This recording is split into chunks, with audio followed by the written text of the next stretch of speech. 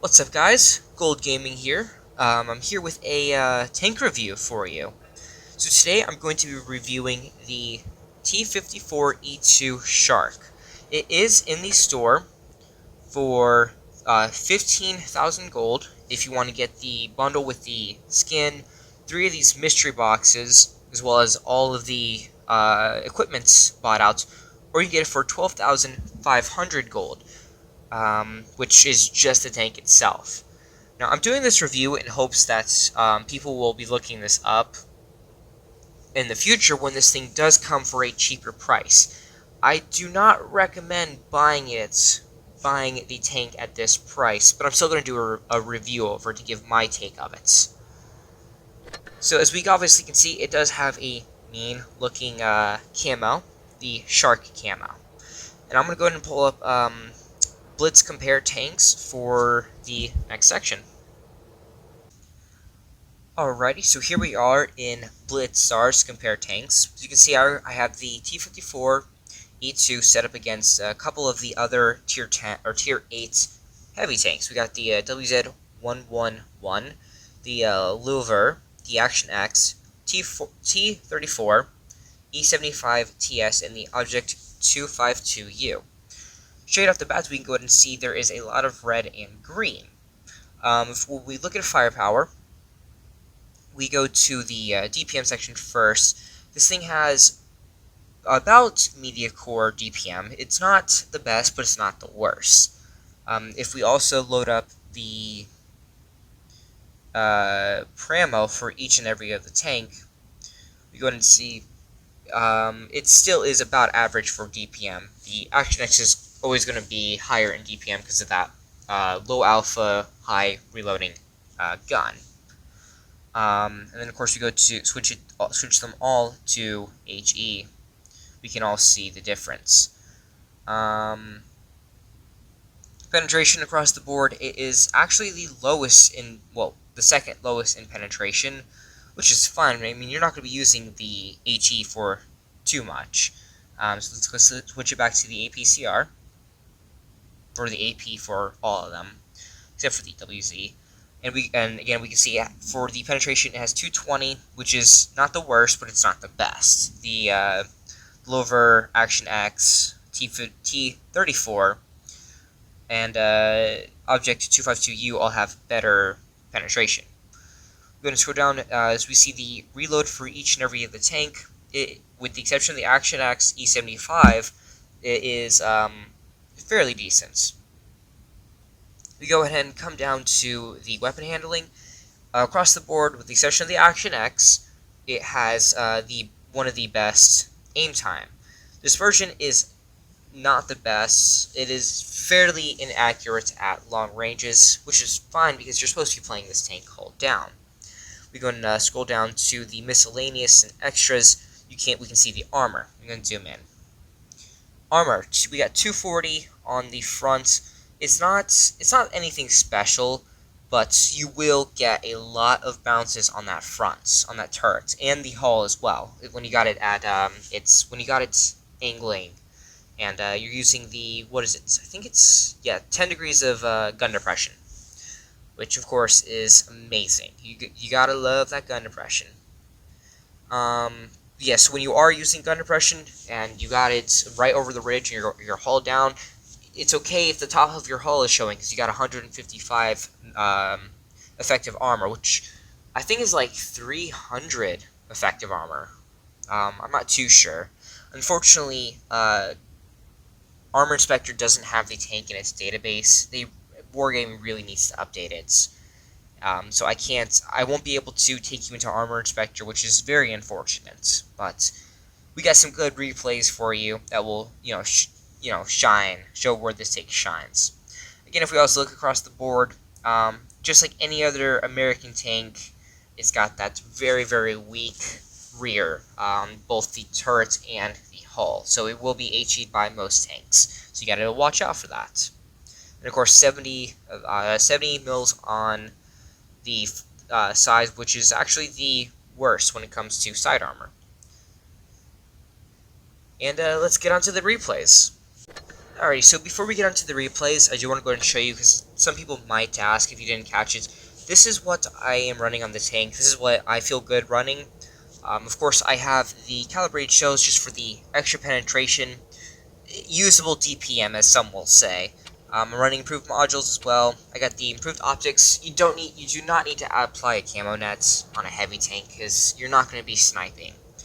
I do got the accelerator. You probably could run improved controls because the hull is kind of slow, but I use this to get up to speed. I mean, either one works. I mean, it just depends on you. Of course, I am also running the improved assembly and enhanced gun lane drive for the accuracy. I am running a refined gun because the dispersion is, well, it's crap. And so that way you have a little extra accuracy and you're able to hit those shots, especially on like a VK where you only can hit the huge hatch. And toolbox to repair, and the consumable delivery system. I do run both repair kits as well as adrenaline, and then I do also run the 2 cases of cola and the improved fuel. Alrighty, let's get on to those replays. Alrighty, I got for you 2 scrimmage modes. Both of them were from me, and then I got one like actual replay in a normal game mode sent to me from clanmates. So what I'm going to show you in this battle is the effectiveness when it's hauled down. There is a good spot on this near the encounter cap in both scrimmage, in this scrimmage map and in normal game mode, where you can put that armor to good use and the gun. So, as of right now, we're just, of course, going to pull up to this spawning bush. If you look right there, that bush right there, that's where I'm going to go. If you're a medium tank and you've got good gun depression like the STB-1 and the Leopard 1, this is a great position to get to because you won't be spotted. You can get shots off. I do get a lucky shot onto the rear of the T49, as well, right as the ISU was spotted and the FCM-50 Twister was spotted. I do again pull up, the ISU does bounce on my front. I get a lucky shot through the wreckage of the plane into his front, and I am forced to pull up to the plane wreckage to stop the encounter counter from ticking up, and this is basically where I'm going to be playing for the rest of the game. I do get a very unlucky shot into the bottom of the lover, but I do bounce him, and I do not get the kill shots on the T49 as I am not reloaded. I get another unlucky shot into the dirt, and the T49 was just taken out. I do make up for my luck and set the AMX 5100 on fire with an HE, and do 630 damage to him. I do switch back to 8B, of course, and put another shot into him as I take a shot from him. Our 5th FCM does go over him and does take him out, which leaves a 3-on-3. With the lover here, I get a very troll shot into the side of that gun mantlet, which is very unfortunate, and yeah. I do go ahead and try pulling around. I do want to absorb some shots to keep our FCM alive, if possible, and of course I do bounce the enemy FCM. Let's see. FCM is pulling around, so this is where I said the improved controls would be nice. Well, I am stuck up against the enemy tank, but you can see that traverse is not the quickest, as you can see right there. I do go ahead and put another shot into him. I just now noticed he's a one-shot, so I'm like, okay, let's go ahead and switch to the APCR to guarantee this kill and take him out for my first kill. And then, of course, the FCM is alone. I do bounce him on my turret and take him out. Or the P44 takes him out. Overall, it was a fairly decent game. As you can see, it is a good credit maker at 58,000 credits for only doing 2,000 damage. I should not be running any boosters, so that is just the tank as it is. Oh wait, no. Yeah, no, I'm not running any boosters, so you can see it is a fairly decent credit maker. Next replay. Alrighty, we are on Falls Creek, the factory side. Again, this is another replay, scrimmage mode, because, you know, you don't want to mess up my already terrible win rates. So we're going to go ahead and wait for the game to load. As I was saying in the last game, this is a hull-down tank, so you want to get into positions where you can stay hull-down. In this map, we're going to turn the camera. When you're over there by the bridge and stuff, you can get away with, you know, going hull-down if you pull really close to the enemy spawn. But that is a little too risky. That might be a little too risky. So we're going to pull up to the left side of the map over here, and I'm going to get into a fairly decent hold-on position against this Bulldog. There's the American gun handling right there, trolling me. I do miss him, he misses me. I do make up that shot, and get another one in right here. As you can see, he's only like 100 meters away, and you can see how inaccurate this gun is at long range. I mean, right where the Bulldog was, where I am, is about the range you want to play this tank. As I said, it's not the best gun impression. So we're going to pull up through the counter cap, try to see if I can get shots off. I do put a shot to the IS-2H. Or IS-2, shh! Don't laugh at me, please. I'm going to go ahead and pull around. I do get a lovely shot into the side of the Annihilator, and pull back just before he's able to shoot me. And, this is not a side-scraping tank by any means. It can be done. It's just you just cannot over-angle like I did right there. I do bounce 2 of the 3 shots from the Annihilator, and as I only took a little bit of damage, which is great all around. So I'm going to pull forward, and I'm going to get another shot in, pull back, I take 1 shot, and he bounced the other 2, which brings him down to 1 shot because he's on his 13-second reload. I do get another shot into his track, and I take him out for my first kill. So we go and see our T71 is being bullied. So we're going to load up the HE and put it in the back of the AMX. I do get lucky there with that failed HE from the ISU, yeah. And get a lovely high roll into his side. And then I am going to take another shot, but I do take him out for my 2nd kill. 3rd kill, my bad. And yeah. All that's left now is we're going to pull forward and take out this enemy IS-2. Shh.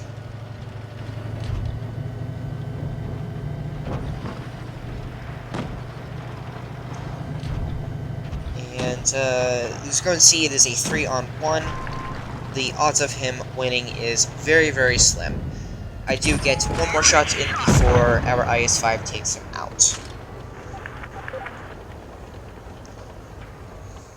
As we can go ahead and see, this was a decent battle. 3.1k damage, made 71,000 credits, as well as 18 gold, with only having 3 kills.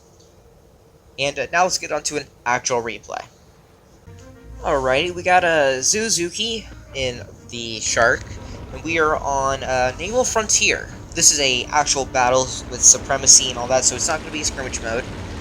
This was sent to me, of course, through Discord, and as I forgot to say at the beginning of the video, if you do want to send me any replays, please feel free to hit that link in the description. I'll take you to my Discord server, where you can send me replays, and I could possibly use them in future reviews, or just on normal replays. As well as, I do also have a email that will allow you to send me any replays, and give me a short description of what the battle is, and so I know what to look for. Of course, we'll see if we can get them onto the channel. So we're going to see we are pulling up to the right side of the map. Suzuki and their platoon mates. You can't see, my camera's in the way. Sorry about that. The inner camera on this phone is right in the way. I think it is Mark RO11. Yeah, I think that's him. Again, I can't see because the inner camera is right in the way. But we went ahead and pulled all the way around. There's no TDs in the typical TD spot because the entire enemy has gone to the left side of our spawn. So we're going to try to see if we get shots on that Bulldog right there. Unfortunately, we cannot, so we're going to go ahead and pull forward to the B cap, where the majority of our heavy tanks are. We're going to pull forward, platoon mate there was, did bounce a shot. I'm not sure from who. And here comes the focus firing. Suki and their platoon mates both focus fired the ISU for 600 damage. Go ahead and load up the HE. Unfortunately hits that gun, but platoon mate there does get a 512 roll and sets him on fire.